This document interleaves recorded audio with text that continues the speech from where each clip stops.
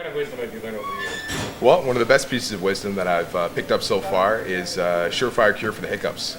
A customer came in and told me that when he first moved to Toronto, this is about 6 years ago, he was working night shifts. So he didn't really know anyone in the city. So during the day, he'd wander around the annex and talk to various homeless people that live in the neighborhood. And ended up making some friends.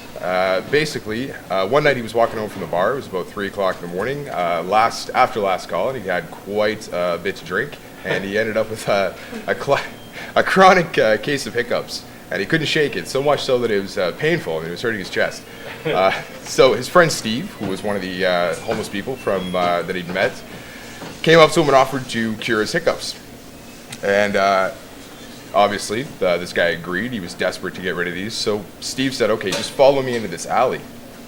Which he did against his better judgment, because he didn't have much better judgment at that point. Yeah. And so there they are, standing in this alley, and Steve basically says to him, okay, I just need you to close your eyes now. Yeah. So once again, nothing good has ever happened in an alleyway with your eyes closed, but he decided to do it anyway.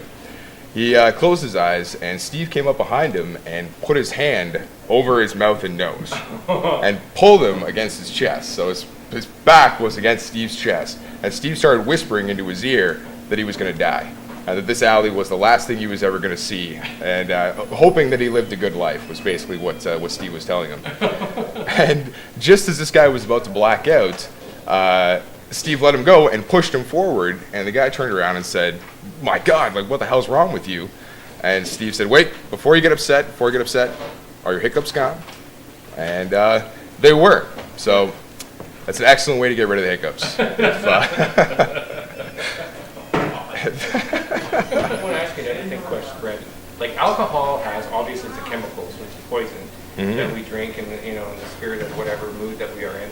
Have you noticed the difference of behavior between different types of liquor? Like between a person that drinks beer or between another person that drinks just hard liquor? Oh, there definitely is. Yeah. Could you name me some of those differences? Well, for sure. Well, the hard liquor hits you a little bit more suddenly, so you get an even faster transformation with that one. Beer sometimes will get the slower into the drunk, but hard liquor, it's a snap change, 1 second the person's fine, and the next second they're standing on top of a chair getting ready to take their shirt off. It's a hard thing to measure as far as. Do you think your temperament changes quite a bit? What do you see a pattern of temperament change between beer drinkers and hard liquor? I'd say so, for sure. The hard liquor drinkers tend to get a little bit more rowdy, and even that, there's subsections of that as well, when it comes to, say, tequila, which is the instant mess of of the hard liquor world. Well, to a lesser degree, you get your vodka and stuff like that, because it's something you can pound into you pretty quickly.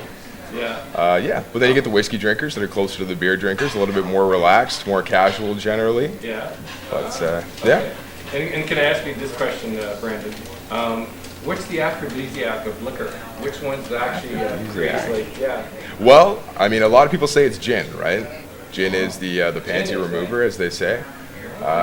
So I'd say definitely gin is up there, and so if I was to go on a date, I would just buy somebody a Long Island iced tea? Go for straight up martinis. Martini? Definitely. Yeah. Gin, vermouth, 2 olives, you're ready to go. Ready to go. Okay, oh yeah. Cool. So one last question, and the final one here. Which historical Prime Minister of Canada had a drinking problem during the Pacific Railway scandal? If you know the answer, text Drunk Wisdom 5525 and win a free limousine service for a full night for you and your friends. Don't drink and drive. Stay tuned for the answer at the end of the show.